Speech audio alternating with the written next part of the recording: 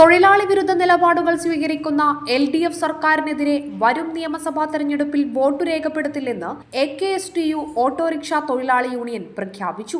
കണ്ണൂരിൽ ചേർന്ന വാർത്താ സമ്മേളനത്തിൽ സംസ്ഥാന president advocate Kasthuridevan, general secretary N Lakshmanan എന്നിവരോടൊപ്പം N Sitaram, A Dileep Kumar, VV Muhammad Ali എന്നിവരും പങ്കെടുത്തു. കഴിഞ്ഞ 10 വർഷമായി സംസ്ഥാനത്തെ 8 ലക്ഷത്തോളം ഓട്ടോറിക്ഷ തൊഴിലാളികളുടെയും അവരുടെ കുടുംബാംഗങ്ങളുടെയും ന്യായമായ ആവശ്യങ്ങൾ സർക്കാർ കണ്ടില്ലെന്ന് നടിക്കുകയാണെന്നും ഇവർ ആരോപിച്ചു. 2022 ശേഷം ഓട്ടോ ചാർജ് വർദ്ധിപ്പിക്കാൻ സർക്കാർ തയ്യാറായിട്ടില്ലെന്നും ക്ഷേമനിധിയിൽ നിന്ന് പെൻഷൻ ലഭിക്കുന്നു എന്ന കാരണത്താൽ ഓട്ടോ തൊഴിലാളികൾക്ക് വയോജന പെൻഷൻ നിഷേധിക്കുന്നതും കടുത്ത അനീതിയാണെന്ന് യൂണിയൻ ചൂണ്ടിക്കാട്ടി.